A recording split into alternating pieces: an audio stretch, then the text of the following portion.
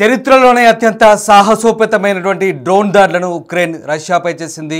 ఈ నేపథ్యంలో ఉక్రెయిన్ రష్యాపై పైచేయి సాధించింది. ముఖ్యంగా అత్యంత అధునాతనమైనటువంటి డ్రోన్ల ద్వారా రష్యాపై విరుచుకుపడి రష్యా సైనిక సామర్థ్యంపై కోలుకోలేని ఎదురుదెబ్బ తగిలింది. మొత్తం మీద 41 రష్యా బాంబర్లను, ఎయిర్ ఫైటర్లను, అలాగే రాడార్ విమానాలను ధ్వంసం చేసిన పరిస్థితి కనబడుతోంది. ప్రధానంగా కంట్రోల్ సిగ్నల్ ఆపరేటింగ్లో వినూత్న ప్రయోగం చేయడం ద్వారా ఉక్రెయిన్ పై చేయి సాధించింది. రేడియో ఫ్రీక్వెన్సీ ద్వారా కాకుండా కేబుల్ ద్వారా ఆపరేటింగ్ చేసి ఈ టెక్నాలజీని వినియోగించడం వల్ల తమ డ్రోన్లను ఎలాంటి ఎలక్ట్రానిక్ డివైజులు జామ్ చేసేందుకు అవకాశం ఉండకుండా ఉక్రెయిన్ జాగ్రత్త పడ్డట్టుగా కనబడుతోంది. ఈ టెక్నాలజీని ఉక్రెయిన్ కంటే ముందే రష్యా అందుబాటులోకి తెచ్చింది, కానీ రష్యా కంటే ముందే వాడి ఉక్రెయిన్ పై చేయి సాధించినట్టుగా కనబడుతోంది. గంటకు 60 కిలోమీటర్ల ఎత్తు ఎగిరే కెపాసిటీ కలిగిన పవర్ఫుల్ డ్రోన్లు ఈ టెక్నాలజీ అందిపుచ్చుకోవడంలో రష్యా కంటే ముందంజలో ఉన్నట్టుగా ఉక్రెయిన్ మనకు కనిపిస్తూ ఉంది. మీరు చూస్తున్న దృశ్యాలు ఉక్రెయిన్ రష్యాపై చేసినటువంటి డ్రోన్ దాడులకు సంబంధించినటువంటి దృశ్యాలవి. చాలా వ్యూహాత్మక దాడిలో భాగంగా రష్యా భూభాగంలోకి చొచ్చుకెళ్ళి మరి ఉక్రెయిన్ ఈ భారీ దాడులు నిర్వహించింది. ఈ దాడుల్లో Tu-95MS అలాగే Tu-20T వంటి వ్యూహాత్మక బాంబర్లతో పాటు A-50 రాడార్ విమానాలు కూడా పూర్తిగా ధ్వంసమైన పరిస్థితి. తమ దాడిలో రష్యాకు చెందిన మొత్తం 41 విమానాలు ధ్వంసం చేసినట్లుగా ఉక్రెయిన్ సెక్యూరిటీ సర్వీస్ చెప్తోంది. ఈ దాడిని రష్యా కూడా ధృవీకరిస్తోంది. రక్షణ మంత్రిత్వ శాఖ ప్రకారం ముర్మాన్స్, ఇర్కుట్స్, అలాగే ఇవానోవో, రెజాన్, అమూర్ ప్రాంతాల్లోని వైమానిక స్థావరాలు టార్గెట్ అయ్యాయి. అలాగే ఇవానోవో, రెజాన్, అమూర్ ప్రాంతాల్లోని దాడులను తిప్పికొట్టినట్టుగా ఇటు మాస్కో చెప్తోంది. కొన్ని విమానాల అగ్నికి ఆహుతైనట్టుగా మిగతా వాటిని రక్షించినట్టుగా రష్యా చెప్తోంది. ఈ నేపథ్యంలోనే ఇక ఈ దాడికి సంబంధించి కొన్ని కీలక అంశాలు వెలుగు చూస్తున్నాయి. దాదాపు 18 నెలల కిందటే ఉక్రెయిన్ ఈ దాడులకు స్కెచ్ వేసినట్టుగా చెప్తున్నారు. దీనికి సంబంధించినటువంటి ప్రణాళికలు కూడా 18 నెలల కిందటి రూపొందించినట్టుగా ఉక్రెయిన్ అధ్యక్షుడు జెలెన్స్కీ వెల్లడిస్తున్న పరిస్థితి కనబడుతోంది. బిగ్ టీవీ డిజిటల్ ఎక్స్క్లూజివ్లో చూస్తున్న మీరు ఆ దృశ్యాలు ఉక్రెయిన్ రష్యాపై చేసిన డ్రోన్ దాడులకు సంబంధించినటువంటి కీలక దృశ్యాలు చూస్తున్న దాదాపు 117 డ్రోన్లతో ఉక్రెయిన్ విరుచుకుపడింది. విజయవంతంగా ఈ దాడిని పూర్తి చేయగలిగింది. ఇక ఇందులో దాదాపు వ్యూహాత్మక క్రూయిజ్ మిసైల్స్ క్యారియర్లో 34% రష్యన్ ఎయిర్ సిస్టమ్ని డ్యామేజ్ చేసినట్టుగా ఉక్రెయిన్ చెప్పుకొస్తుంది.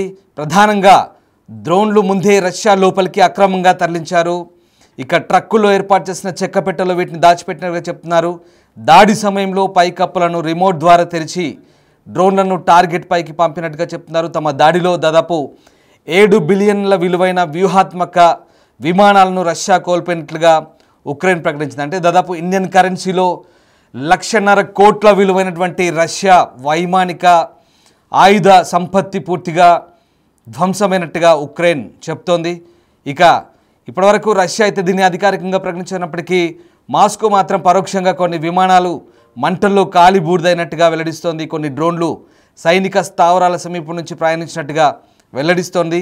సో డ్రోన్లను ప్రయోగించిన ట్రక్కుల డ్రైవర్లను అదుపులోకి తీసుకున్నట్టుగా రష్యా చెప్తున్నప్పటికీ ఉక్రెయిన్ మాత్రం తమ సీక్రెట్ సర్వీస్ ఏజెంట్లని అక్కడి నుంచి దాడికి ముందే తప్పించినట్టుగా ఉక్రెయిన్ ప్రకటిస్తున్న నేపథ్యం కనబడుతుంది. మొత్తం మీద ఉక్రెయిన్ పై చేయి సాధించినట్టుగా చాలా క్లియర్గా అర్థమవుతుంది. ఈ దాడులు చాలా వ్యూహాత్మకంగా చేసినట్టుగా మనకు అర్థమవుతుంది.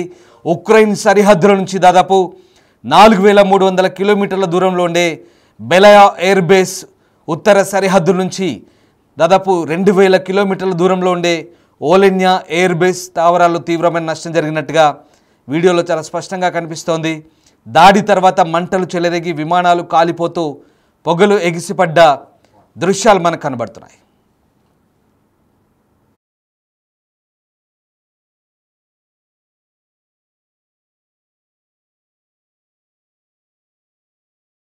Bam.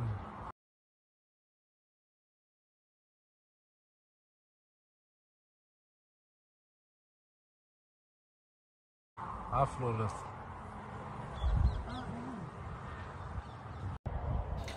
ఫిబ్రవరి 2022లో ప్రారంభమైన రష్యా ఉక్రెయిన్ యుద్ధం ఇప్పుడు 3 ఏళ్లకు చేరుకుంది. ఈ 3 ఏళ్ల యుద్ధంలో ఉక్రెయిన్ కీలక దశలోకి అడుగుపెట్టిన సమయంలోనే ఈ దాడి చోటు చేసుకుంది. శాంతి చర్చల్లో రష్యాను దారితీసుకునే ప్రయత్నంలో భాగంగానే ఈ దాడి చేసినట్టుగా ఉక్రెయిన్ చెబుతోంది. అయితే జూన్ 3న ఇస్తాంబుల్లో రష్యాతో చర్చల కోసం తమ రక్షణ మంత్రి ఉమరేవ్ నేతృత్వంలో ప్రతినిధి బృందాన్ని పంపినట్టుగా కూడా జెలెన్స్కీ చెప్తున్నారు. మరోవైపు ఇటు తుర్కీలోని ఇస్తాంబుల్లో శాంతి చర్చల ప్రక్రియ కొనసాగుతూనే అటు పరస్పరం దాడులు కొనసాగిస్తున్న పరిస్థితి కనబడుతోంది. ఓవరాల్గా ఆపరేషన్ స్పైడర్స్ వెబ్ కోసం ఉక్రెయిన్ 115 ఫస్ట్ పర్సన్ వ్యూ ఆత్మాహుతి డ్రోన్లను రష్యాలోకి పంపించి విజయవంతంగా ప్రయోగించడం ద్వారా రష్యా వైమానిక స్థావరాలకు కోలుకోలేని ఎదురుదెబ్బ తగిలింది. ఆత్మాహుతి డ్రోన్లు ఒక్కోటి గాల్లోకి ఎగిరి రష్యా వ్యూహాత్మక న్యూక్లియర్ బాంబర్లపై కూడా విరుచుపడ్డట్టు చెప్తున్నారు. ఇందుకోసం రష్యా భూభాగంలోని 3 టైం జోన్లలో ఉక్రెయిన్ గూఢచారులు పనిచేసినట్టుగా చెప్తున్నారు. ఈ ఆపరేషన్కు సహకరించిన వారిని ముందే భూభాగం నుంచి సురక్షితంగా బయటకు తెచ్చినట్లుగా జెలెన్స్కీ వెల్లడిస్తున్నారు. ఇక ఈ ఆపరేషన్లో Tu-95, Tu-22 M3 బాంబర్లు అలాగే కీలకమైన A-50 ఎయిర్ క్రాఫ్ట్లు కూడా ధ్వంసమైనట్టుగా చెప్తున్నారు. వీటి ఉత్పత్తిని చాలా కాలం క్రితమే రష్యా ఆపేసినట్టుగా చెప్తున్నారు. దీంతో ధ్వంసమైన విమానాలను భర్తీ చేసుకోవడం ఆ దేశానికి దాదాపుగా అసాధ్యమనే వార్తలు వినిపిస్తున్నాయి. పశ్చిమ దేశాల అంచనాల ప్రకారం మాస్కో వద్ద మొత్తం 120 వరకు Tu-95 అలాగే Tu-22M ఉన్నట్టుగా చెప్తున్నారు. ఉక్రెయిన్పై బాంబింగ్లో ఇవే కీలక పాత్ర పోషిస్తున్నాయి. అయితే ఇన్ని రోజుల పాటు తమపై కీలకంగా దాడి చేసిన ఫైటర్ జెట్లను అలాగే రాడార్ వ్యవస్థని పూర్తిగా కూల్చివేయడం ద్వారా ఉక్రెయిన్ పై చేయి సాధించినట్టుగా చెప్తున్నారు. అది కూడా చాలా రహస్యంగా రష్యాలోని కీలకమైనటువంటి స్థావరాలను టార్గెట్ చేసుకొని రష్యా ఒక గూఢచార అధికారిక కార్యాలయం పక్కనే మరొక డెన్ ఏర్పాటు చేసుకొని ఉక్రెయిన్ చాలా విజయవంతంగా ఈ దాడులను పూర్తి చేసిందంటే ఎంతటి వ్యూహాత్మక చాలా పటిష్టమైనటువంటి వ్యూహంతో ఉక్రెయిన్ దాడులు చేస్తూ మనకు చాలా క్లియర్గా అర్థమవుతుంది. అమెరికా నుంచి కొన్ని ఆయుధాలు ఇటు ఉక్రెయిన్లో కూడా ఉన్నాయి. దాదాపు 185 మైళ్ళ రేంజ్లో దాడి చేసే ATMCMS స్ట్రామ్ షాడో క్షిపణుల నుంచి ఈ బాంబర్లను కాపాడుకునేందుకు ఉక్రెయిన్ సరిహద్దు నుంచి 1000 మైళ్ళ దూరంలో రష్యా భద్రపరిచింది. కానీ ఉక్రెయిన్ స్పెషల్ సర్వీస్ దళాలు ఆ దేశంలోకి చొచ్చుకొచ్చి FPV డ్రోన్లతో దాదాపు 41 విమానాలను ధ్వంసం చేశాయంటే ఉక్రెయిన్ ఎంతటి భారీ స్కెచ్ వేసిందో అర్థం చేసుకోవచ్చు. ఈ దాడిలో మాస్కోకు కనీసం దాదాపు $1.5 బిలియన్ నష్టం వాటిల్లినట్టుగా అంతర్జాతీయ మీడియా కథనాలు చెప్తున్నాయి. సో మొత్తం మీద భారీ నష్టమే చవిచూసింది రష్యా. దీంతో ఉక్రెయిన్ దాడితో ఒక్కసారిగా రష్యా ప్రతీకార దాడులకు కూడా సిద్ధమవుతున్నట్టుగా తెలుస్తోంది. మరోవైపు ఇటు ఇస్తాంబుల్లో జరుగుతున్నటువంటి శాంతి చర్చలు ఎలాంటి పురోగతి సాధించలేనట్టుగా మనకు కనబడుతోంది. రష్యా పలు కీలక షరతులు ప్రతిపాదించినట్టుగా తెలుస్తోంది. తమ షరతులను అంగీకరిస్తేనే శాంతి ఒప్పందంపై ఆలోచిస్తామని మెలికపెట్టింది.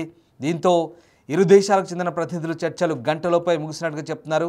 ఈ భేటీలో ఎలాంటి కీలక నిర్ణయాలు తీసుకోలేదని తెలుస్తోంది.